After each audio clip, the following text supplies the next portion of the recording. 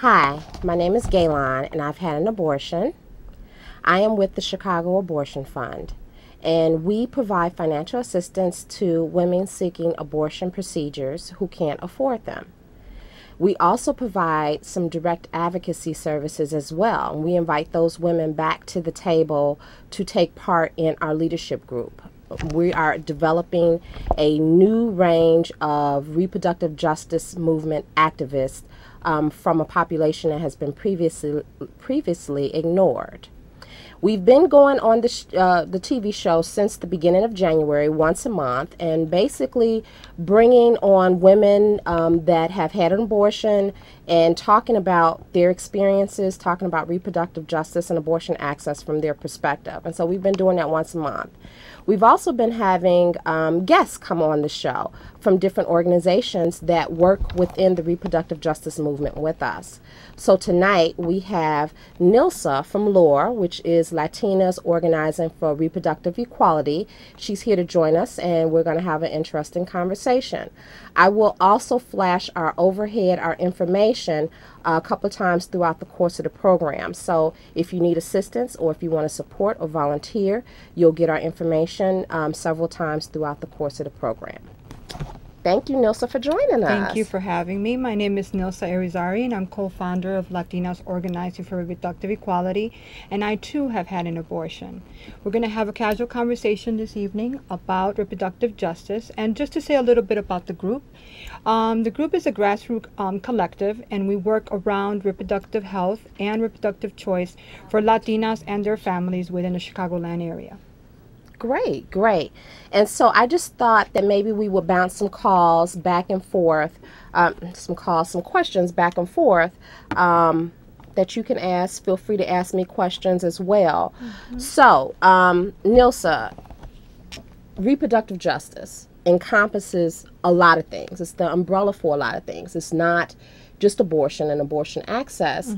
It's a range of things. And in different communities, that may mean something different. So why don't you just talk a little bit about reproductive justice in the Latina community and what that means? Again, that's a good way to put that. Reproductive justice, or the reproductive justice framework, is comprehensive and includes not just talking about access to safe abortions, but it's also talking about comprehensive sexual education. It's talking about comprehensive family planning choices, and it's also talking about not having restrictions in our bodies when or when not to choose. We do experience barriers, and women of color do experience numerous barriers, and one of the barriers that Latina community members do experience is the language barrier, and not having culturally sensitive materials that are available for our communities. So again, reproductive justice is something as very comprehensive. It's more than just the access to an abortion, though it is a huge part of the reproductive justice movement. Okay. Now, tell me a little bit about, there's the stigma, and even though we are just really beginning to get young women that have had abortions, that have come through the Chicago Abortion Fund, talking about their experience and their perspectives. I don't see so much of that in the Latina community, with the exception of the activists that are already there and getting paid and doing this work. Is there still the stigma around abortion access, reproductive justice in the Latina community? Well, let me start by speaking in different terms on that. One of the things is even for myself coming out here, I thank you for having this program to be able to talk about and saying this is who I am, and I too had an abortion because of the stigma that we have within our communities, unable to talk about that. But there is a lot of grassroots organizing around Latina reproductive health. It's more in the table now. For example, the National Latina Reproductive Health, which is Institute, which is in New York, has a great program, and that's how L.O.R.E came about, because of their training program that is Latinas Organizing for Leadership and Advocacy. And that training is one of the trainings we were a part of in January of 2005, and that's how we mobilized here in Chicago. Yes, there is still stigma, but there are grassroots organizations working on eliminating those stigmas. One of the stigmas is, of course, within our culture, is very difficult to talk about sex. What does sex look like? What does it entail? Also, the taboos can be about in our religion. or the stigma of abortion or other family planning methods seen as sin.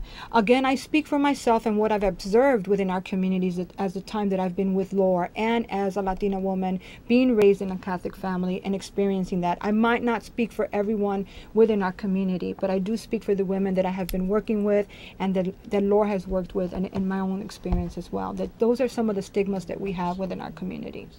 Well, I definitely think that the work that you're doing and L.O.R.E is doing is powerful, and we need to continue to have conversations. We need to continue to collaborate and come together, because I think that one of the things that happens in the movements is there's a lot of division based on either different cultures, different languages, other different type of barriers, and so we need to still come together and still do this work up under this umbrella. So thank you for agreeing to come on the show. Can you tell us a little bit about L.O.R.E and what it exactly does? Sure. So like I had mentioned, we did in January 2005 took the training with the national organization that's based in Chicago. It's based in New York. The training was here in Chicago. Out of that, it was created a Chicago Advocacy Network. And a couple of months into it, we had the opportunity to start working and doing presentations on reproductive health. We also had the opportunity to talk about International Women's Day and create workshops and also a conference on that. But one of our signature events is what's called Cafecitos, where we talk about storytelling methods, or use storytelling methods to talk about our experiences in reproductive health and lack of. Okay, so I'm going to interrupt you for a quick minute, and we're going to take a phone call. Sure. Go ahead, caller. Yes, abortion. When they give an abortion, how do they abort the child? And all. Okay, go ahead and finish, and then I will address. Okay. So one of the things that we do talk about is reproductive justice and empowerment, our histories, our stories. So for example, I'll give you a good example. You and I talk about, we both had abortions, and how did that affect us, and how can we be empowered within our communities. And Cafecitos has that moment where we can share our thoughts and our stories. And we do this in cafecitos or coffee shops, and we talk about how to empower ourselves, how to do community mobilization around reproductive health, justice, and rights. Okay. So just to address a little bit that previous caller, Chicago Abortion Fund is a fund. We provide financial assistance to women seeking abortion procedures. We don't do the procedure. There's plenty of information on the internet about abortions, and so if that is something that you're interested in, feel free to check the internet or look up Planned Parenthood or some different other organizations that can answer those questions for you directly.